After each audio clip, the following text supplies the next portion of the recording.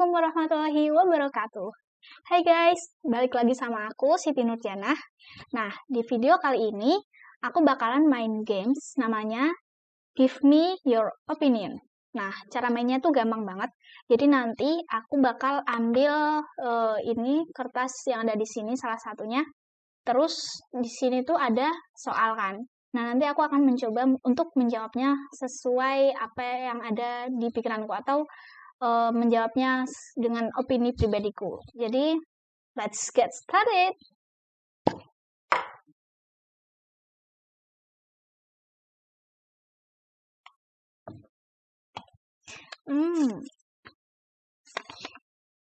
Buatlah himbauan untuk larangan atau pencegahan tindak pidana korupsi di Indonesia. Buatlah himbauan untuk larangan atau pencegahan tindak pidana korupsi di Indonesia.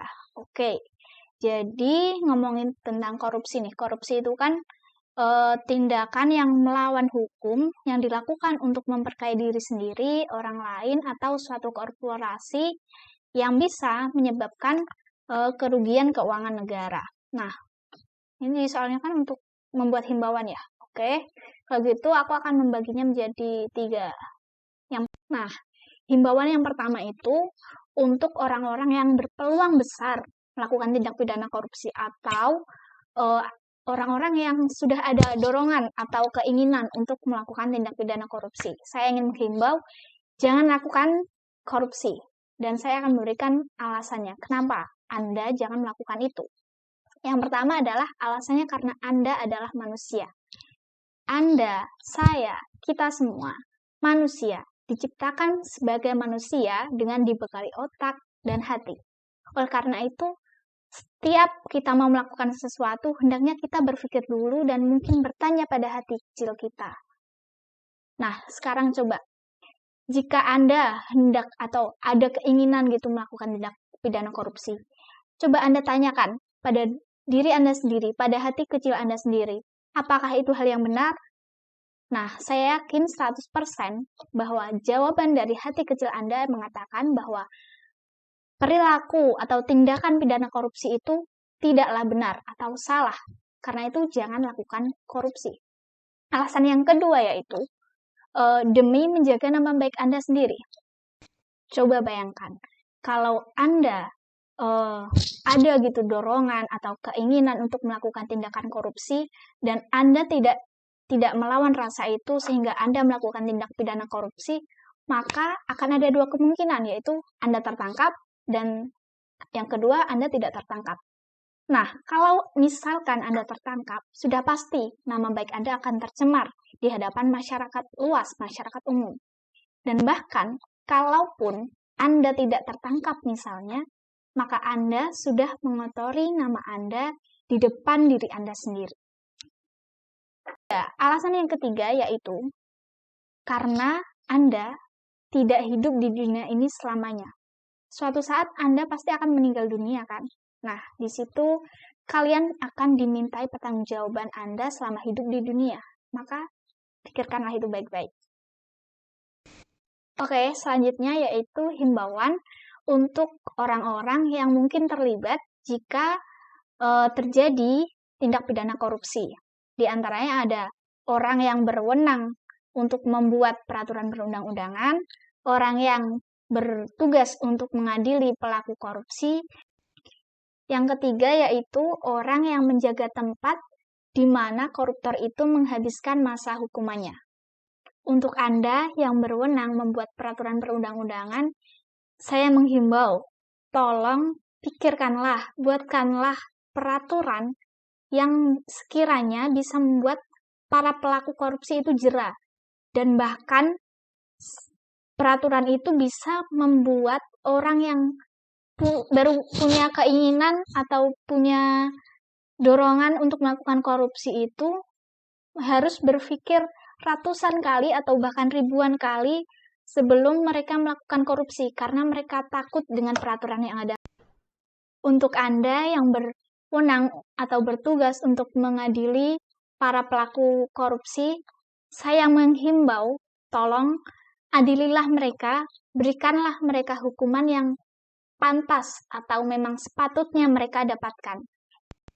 Selanjutnya, untuk Anda yang bekerja di tempat pembinaan atau tempat di mana koruptor itu menjalani masa hukumannya, saya menghimbau, tolong biarkanlah tempat itu berfungsi sebagaimana mestinya. Jangan Anda memberikan ruangan-ruangan khusus untuk para koruptor. Jangan Anda berikan fasilitas-fasilitas khusus atau perlakuan khusus untuk para koruptor. Biarkanlah mereka, para koruptor, menjalani masa hukumannya di tempat itu sebagaimana mestinya. Himbauan yang terakhir yaitu untuk semua masyarakat Indonesia. Saya menghimbau, mari menjadi masyarakat yang smart dan taat. Mari kita hilangkan budaya-budaya korupsi sekecil apapun. Contohnya, ketika Anda ditilang misalkan, maka ikutilah peraturannya. Maka Anda harus melakukan sidang dan ya sesuai prosedurnya. Jangan Anda mengambil jalur-jalur pintas seperti menyuap misalnya. Saya percaya bahwa saya, Anda, dan kita semua bisa menjadi masyarakat yang smart dan taat. Itu saja untuk menjawab pertanyaan yang pertama. Selanjutnya aku akan mengambil satu lagi pertanyaan dan mungkin ini adalah pertanyaan yang terakhir.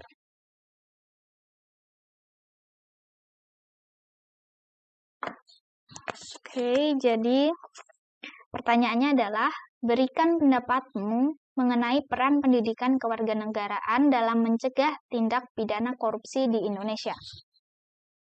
Oke. Ngomongin tentang pendidikan kewarganegaraan itu kan aku dapetin mulai dari SD kelas 1 sampai di tingkat perguruan tinggi. Nah, di awal-awal SD tuh seingatku pendidikan kewarganegaraan itu menjelaskan tentang hak dan kewajiban ya. Kayak hak dan kewajiban di sekolah, hak kewajiban di rumah, hak kewajiban di masyarakat, dan kayak gitulah.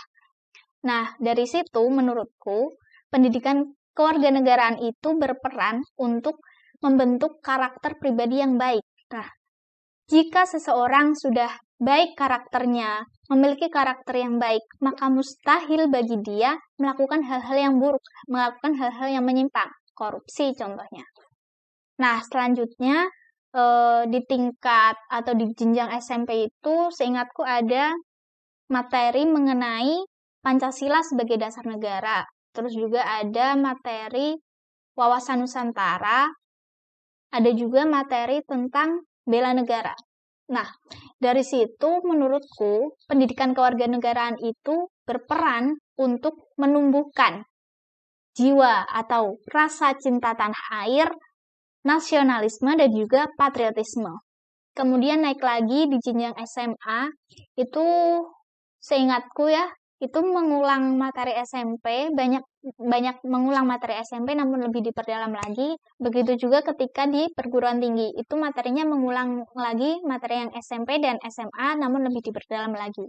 Nah, dari situ menurutku pendidikan kewarganegaraan itu berperan untuk menguatkan rasa cinta tanah air, nasionalisme, dan patriotisme.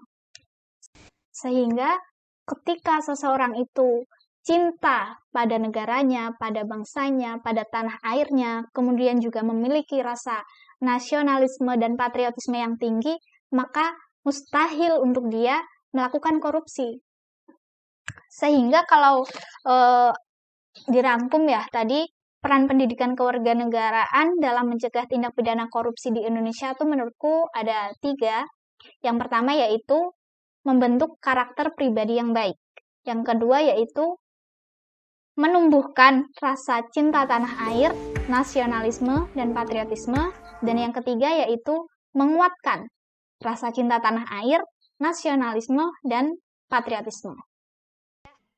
Dan itu dia akhir dari video kali ini. Terima kasih buat yang sudah menyaksikan dan sampai jumpa.